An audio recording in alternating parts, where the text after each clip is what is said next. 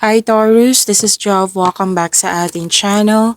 By the way, Taurus, this is your weekly by tarot reading ngayong August 25 to 30, 2026. Gamitin ng reading na ito bilang gabayin lamang. Tandaan, Taurus, kunin niyo lamang ang mga mensaheng tumatama sa inyong sitwasyon at iwanan ang hindi. Gabay lang ito at ikaw pa rin ang may hawak ng tadhana mo. Kung handa ka na, Taurus, tingnan natin kung ano ang gusto sabihin sa iyo ng universe ngayon.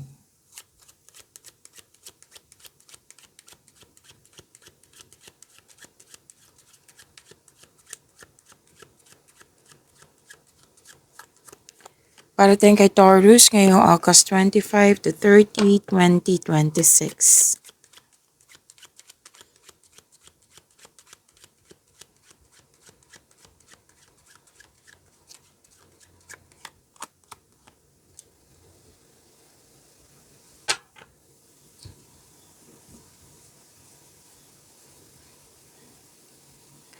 Okay, Taurus. Wow, ang ganda naman nito, Taurus.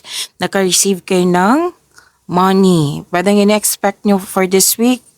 Yung money, darating po ito. So, nakatanggap kayo ng pera. Pwede din opportunity na magbibigay ng malaking pera sa iyo. I-claim nyo po. Taurus, deserve nyo po ito. Pwedeng inheritance to, pensyon, mana nga, masaganang ani ng buhay, pwedeng nanalo, pwedeng luck, L-U-C-K, pwedeng, hindi pwede. Kumbaga, abundance po ito. Okay, i-receive nyo po itong abundance ito. Yan, natama ko ha. So, winning, hindi ibig sabihin na nanalo sa loto kasi minsan nakikita ko sa comment section na, tataya ako. So, hindi ko kayo encourage na magsukal. Okay? Pero nasa inyo naman po iyan kasi pera nyo po iyan. Okay, Taurus? So, claim this winning, luck, L-U-C-K, abundance. Some of you, inheritance nga, may increase, raise in pay, success and prosperity is within your reach. Dahil sa mga nangyari, dahil marami ka na-achieve, di ba? Mas nakikita ko dito na mas binigyan mo ng halaga yung mga bagay, pwedeng trabaho mo, negosyo mo, na nagbibigay ng malaking pera sa'yo, mas inalagaan mo, mas gagalingan mo pa. Kaya nakikita ko yung success dito.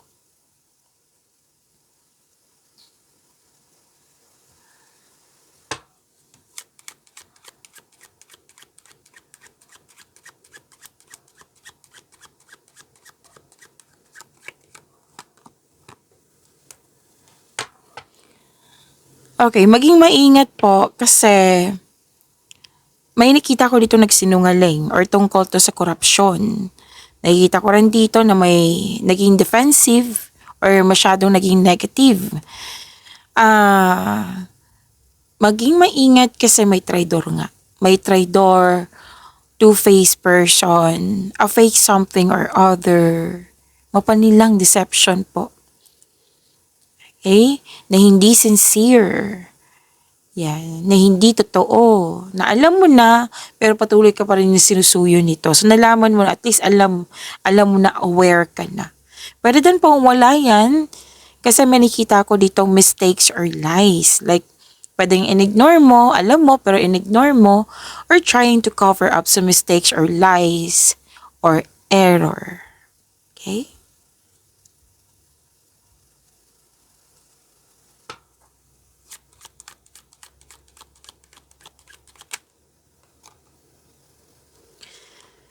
Marami kang kausap. Like, sinabihan mo sila, oh, eto na yung desisyon ko. Tama ba to? Kasi i-go ko na to.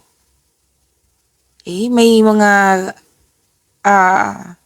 kausap ka dito.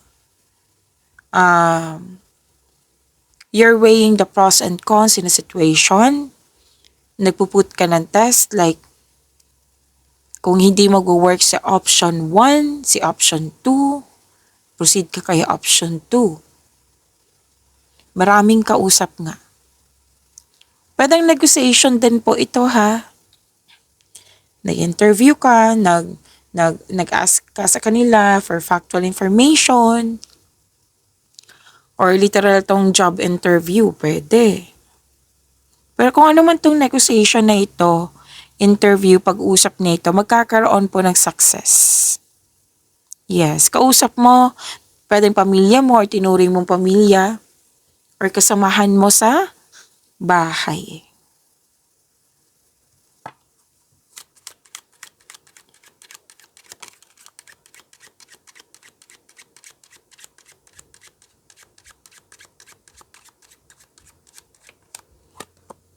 May nakita ko ditong lalaki na a special person. Pwedeng best friend mo, pwedeng husband, boyfriend, basta special man. Kung ikaw lalaki, pwedeng kapatid mo, pwedeng best friend mo nga. A single man between 30 and 45 years old. Kung ikaw ay lalaki, Taurus, pwedeng ikaw to. Na may nagsabi ng good news, naka-receive ng good news, may success na nangyari, pwedeng may niligawan ka or may maniligaw sa iyo. Yes. Kasi kung may taong hindi totoo sa iyo kanina, ngayon nakikita ko dito na may tao dito na very sincere sa iyo.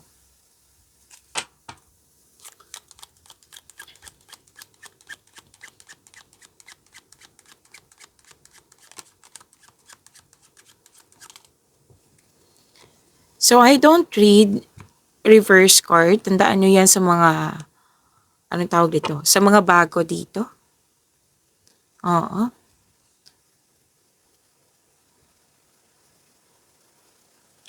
Okay. May nakita ako ditong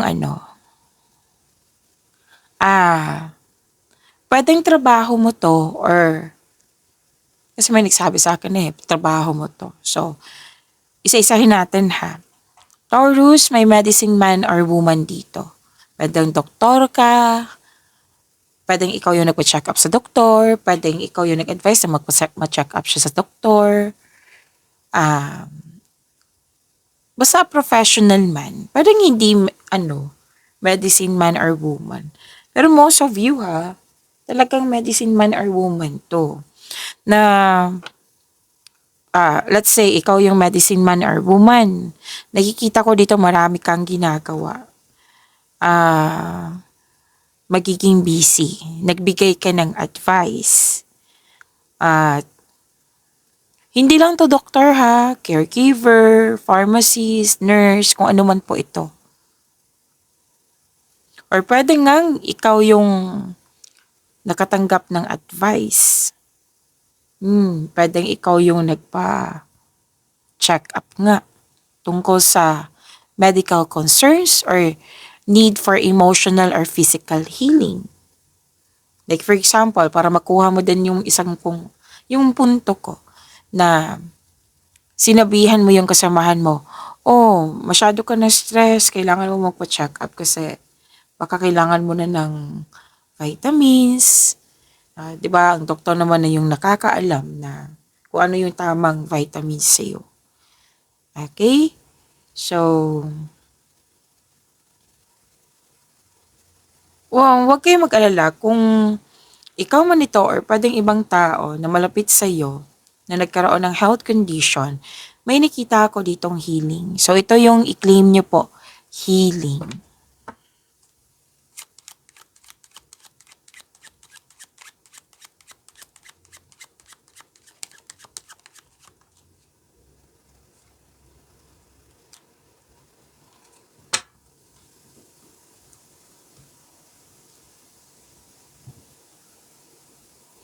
Maraming iniisip si Taurus. Pwede nga nag-overthink kayo. Huwag kayong mag-isip ng hindi maganda Like, 2 card kasi nagsabi dito ng negative thoughts. Na alam nyo naman, hindi yan nakakabuti sa'yo. Nagka-create yan ng blockages. Na kumbaga may nakita rin ako ditong nag-iisip ng plano na hindi maganda. Miss Chav, hindi naman ako nito tungkol to sa ibang tao kahit na. Kasi hindi yan nakakabuti sa iyong energy. Wala limang iniisip eh.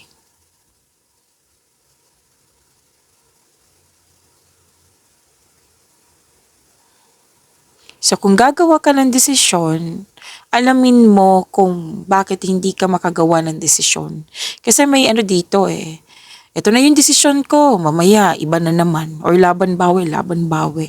So alamin mo, bakit ako nagkaganito? Ano yung punot dulo para matulungan mo yung sarili mo? Para paghanap mo sa sagot, ito pala, kaya pala nagpabago-bago ako kasi wala akong tiwala sa sarili ko. Yan, example po iyan. So, na-identify mo at tulungan mo yung sarili mo. Hindi kailangan na huminto. Huminto lang kung pagod, syempre. Na tama naman yung sinabi kanina, mag self-study ka, magtanong ka. Yan. Pero kung may iniisip kang plano or iniisip mo yun nga na hindi maganda, wag mong ituloy. Oh, bakit ka ba nag-iisip ng hindi maganda? Ano yung puro tulo? Kasi yung taong yon, example kasi salbahe. So question yourself, ask yourself, tama bang bigyan ko to ng attention like puro negatibo yung naiisip ko? So paano ko matutulungan yung sarili ko? So wag mong kontrolin. Like doon ka mag-focus sa mag-control mo. Kasi yan yung magbibigay ng peace of mind sa'yo. Kasi itong mga hindi mo makontrol, pipilitin mo na kontrolin, hindi yan magbibigay ng peace of mind sa'yo. Bakit mo pahirapan yung sarili mo? 'Di ba? Kakampi mo yung sarili mo. Bakit mo pahirapan yung sarili mo? Yan, ask yourself.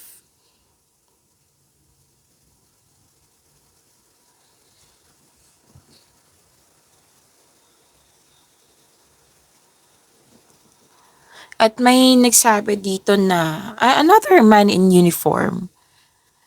Dalawang card kasi nagsabi dito. It might be iba din to. Basta may tao dito na professional dealings po.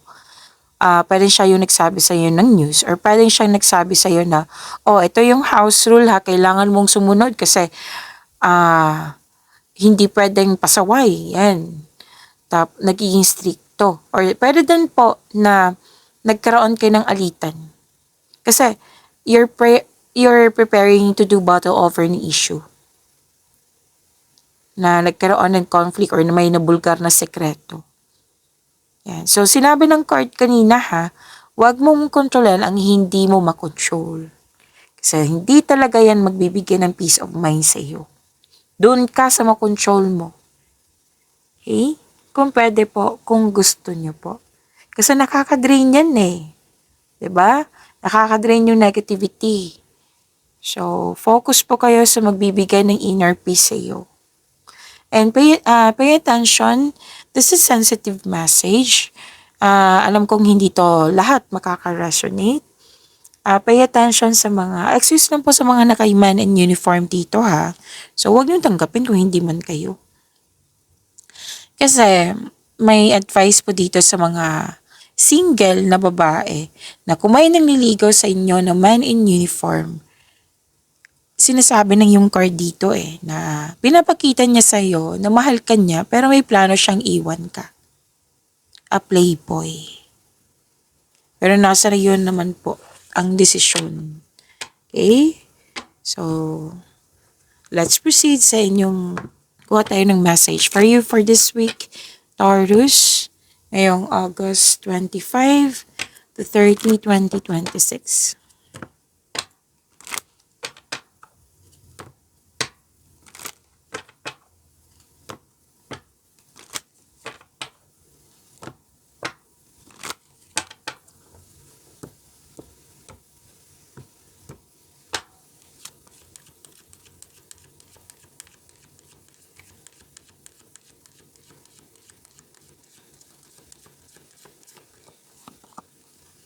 A time to give rather than take. Tingin muna kayo sa screen kasi ang iba magtaka bakit ibang sign yung binasa ni Miss Chav. Tingin muna kayo sa screen. Okay? So, basahin natin. A time to give rather than take, new moon in Virgo. So, this is your oracle card, Moonology. A time to give rather than take. So, inom muna ako ng tubig. Saglit lang po, Taurus.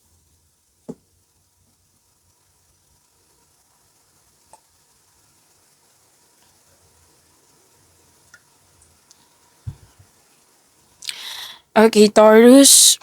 Sa Tagalog po nito, isang panahon para magbigay sa halip ng kumuha. Bagong buwan sa Virgo.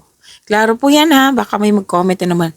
Taurus to, bakit Virgo yan? Oh, this is your oracle card, Moonology. Taurus, sabi po dito na ang new moon kasi, this is new moon ha, bagong buwan sa Virgo. Nagdadala ito ng energy ng paglilingkod, pag-aayos ng buhay, at pagiging praktikal. So, let's start with your money. Ang sabi ng iyong card dito, magtipid at mag-budget. Panahon ngayon para ayusin ang iyong mga gastusin at mag-ipon. Magbigay ng tulong. Ang pagpakita ng kabutihan sa kapwa, gamit ang iyong yaman or kakayahan ay babalik sa iyo bilang magandang swerte. Yung pagiging generosity mo, yan, babalik yan sa iyo. Magkakaroon ng overflowing abundance. Yan. Maging practical po. Huwag bumili ng bagay na hindi mo naman talaga kailangan. So, yan po sa inyong career and money. Sa pag-ibig, okay. Sa money pala yun, di ba? So, sa career, isa-isahin nga natin eh. Sa career,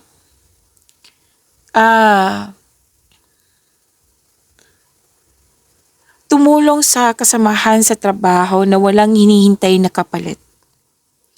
Tapos, magandang panahon ito para mag-ayos ng mga files, maglinis ng desk, at isaayos ang iyong pang-araw-araw na schedule. Paunlarin ng kakayahan, mag-aral ng mga bagong kasanayan, or kumuha ng course na makakatulong sa iyong trabaho. Iwasan ng pagiging kritikal. Huwag masyadong punahin ang mga pagkakamali ng mga katrabaho, mag-focus ka sa paghahanap ng solusyon. Ipakita ang iyong kahalagahan sa pamamagitan ng sipag at dedikasyon sa mga tungkulin. So, tapos na tayo sa career and money. Let's proceed sa inyong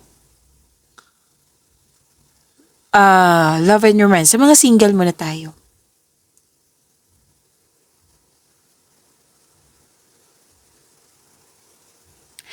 Okay, sa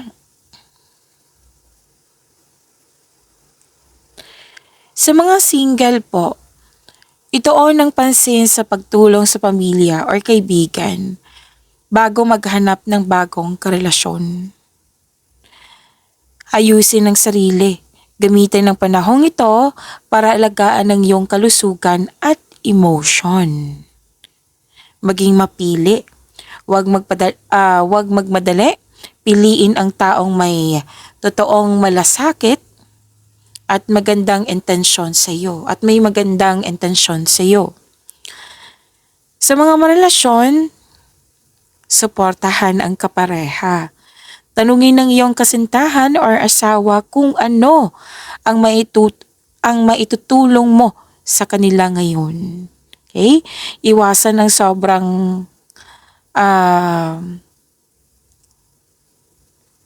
ano tawag nito? Pagiging perfect. Yan. Kasi hilig ng Virgo eh. Virgo po ha, Taurus. O, tingnan nyo. Okay? Klaro yan na, natatawa ko sa sarili ko. Kasi talagang kinaklaro ko. Kasi may minsan pag nagbabasa ako sa mga sa Moonology, Marami nagre-reklamo, bakit Virgo yan? Taurus yung reading. Oh.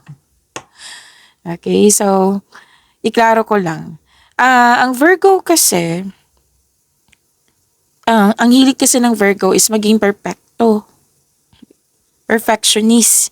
Kaya iwasang punahin ang bawat maliliit na pagkakamali ng iyong partner. Gawa sa halip sa salita. Gawa sa halip na salita. Ipakita ang pagmamahal sa pamagitan ng pag-aasikaso sa kanila. Halimbawa, pagluluto, pag-aasikaso ng mga gawaing bahay. Okay? So this is a time to give rather than take, new moon in Virgo. Klaro yan ha. Ang ganda ng message po, Taurus.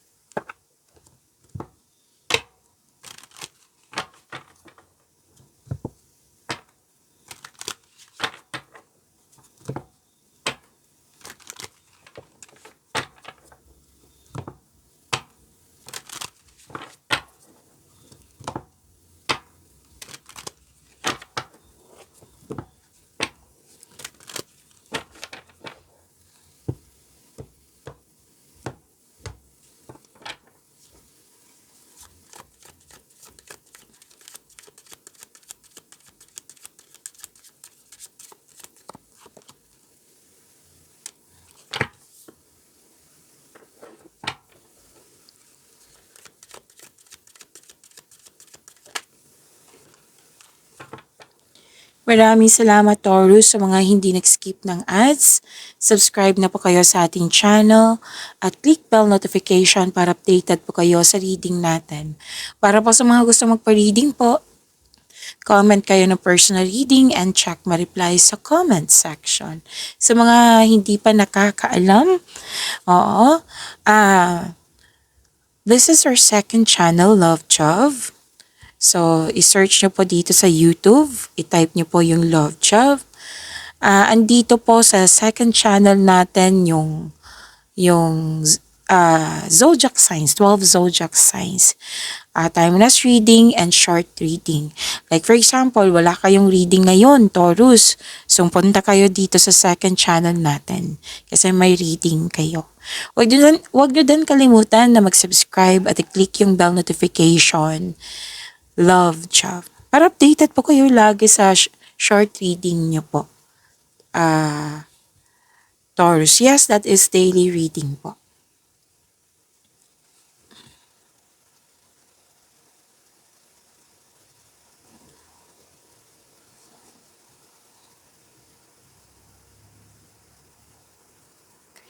Okay, Taurus, your energy. Nakita ko dito na sinabi din to kanina yung malalim ang iniisip mo. Kasi may alok sa'yo na kailangan mong pag-isipan or kailangan may piliin. Yun nga lang, natagalan ka sa paggawa ng desisyon which is paulit-ulit sinasabi kanina. Lumabas din sa tarot cards mo. Kasi ayaw mo masaktan, naging wiser ka, ayaw mo magkaroon ng negative outcome, gusto mong siguradong sigurado. So don't hesitate too long. Kasi 'di ba, alok ito, opportunity. So pwede din ang opportunity kasi may oras, like good for 7 days. Na ika 8 days ka na nag-decide, sayang naman. 'Di ba? So investigate, gamitin ng talino, seek advice. Oo, para sa huli naman ikaw naman yung gagawa ng desisyon. Alamin mo kung bakit ka nagkaroon ng hesitation. Yun nga, yung sinabi kanina, di ba? Alamin mo kung bakit ka nagkaroon ng hesitation, natagalan ka sa paggawa ng desisyon. Naging perfectionist ka ba? Na which is sinabi naman kanina ng sa yung oracle card. Or fear ito. Para matulungan mo yung sarili mo, Taurus. Okay?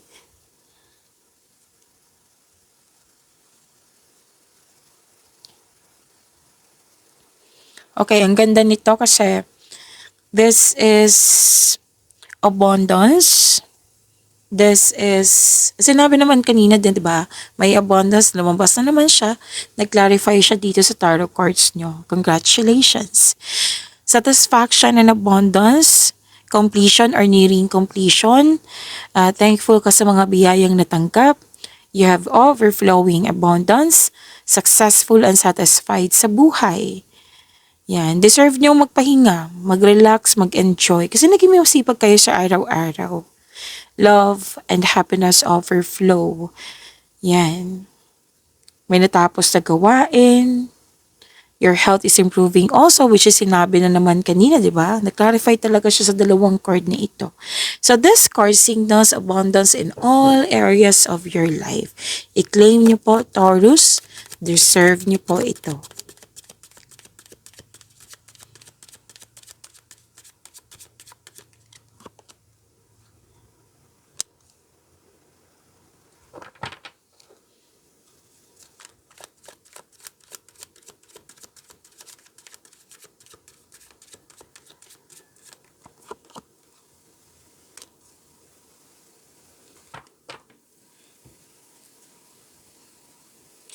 Sa career and money, wow, ganda naman nito.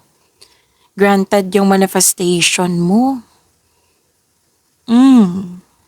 Dahil sa pagkakaroon ng productivity, yan, granted yung manifestation mo, mas naging confident ka sa lahat, sa career and money mo, sa mga gawain mo.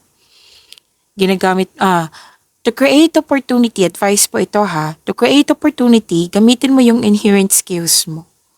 So, andito po yung negotiation, magkakaroon ng successful negotiation. Lumabas to kanina ha, na-clarify na naman sa inyong tarot cards. Wow. May signing of contract din. Successful negotiation, i-claim niyo po. Granted yung manifestation, blessings, ang ganda ng blessings na ito. Claim niyo po.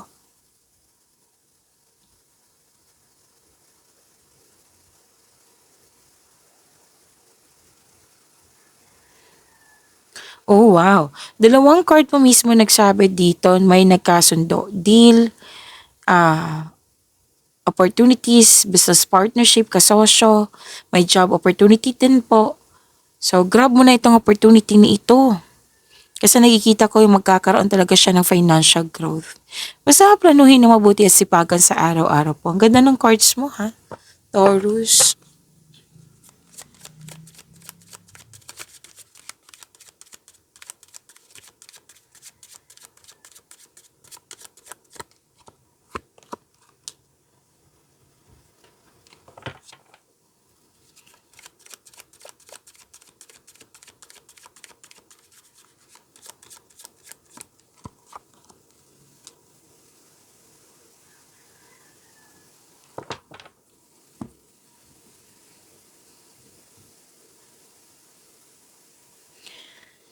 Okay, Taurus. Kung gusto nyong mapanood agad yung premiere ng video natin, i-click nyo po yung bell notification dyan. At kung hindi nyo alam, magpaturo po. Huwag nyo din kalimutan na mag-subscribe sa channel natin. At nag-offer po ako ng personal reading. Kung gusto nyo po, comment down personal reading at antayin yung reply ko. Huwag nyo kalimutan yung second channel natin, Love Job, Love Job. Subscribe and click bell notification para lagi kayong updated sa daily reading natin.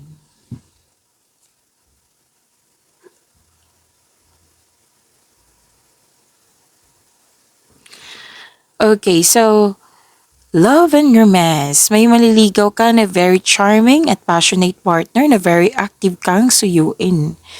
At may nakita ko ditong mabilis masyado yung pagpasok sa relasyon. Oo. Kung excited kayo para magkaroon ng relasyon or pumasok na kayo sa relasyon, sabi kasi ng card dito, one step at a time. Enjoy nyo po yung getting to know each other stage nyo. Okay?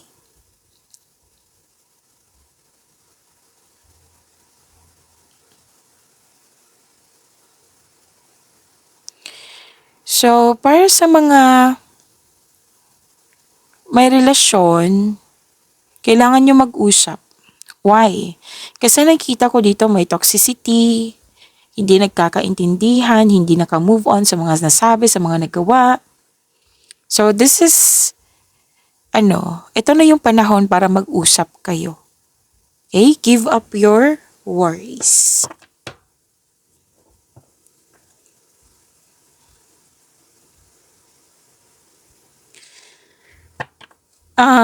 Okay. Kung mag-uusap kayo, magkakaayos kayo. Dalawang card mismo nagsabi dito na may ligawan, bagong pasok sa relasyon, at the couple is divinely guided. At sinabi ng yung card dito na soulmate mo siya. Pagyamanin niyo po yung blessings na binigay sa inyo. Taurus, see you tomorrow. Maraming salamat po.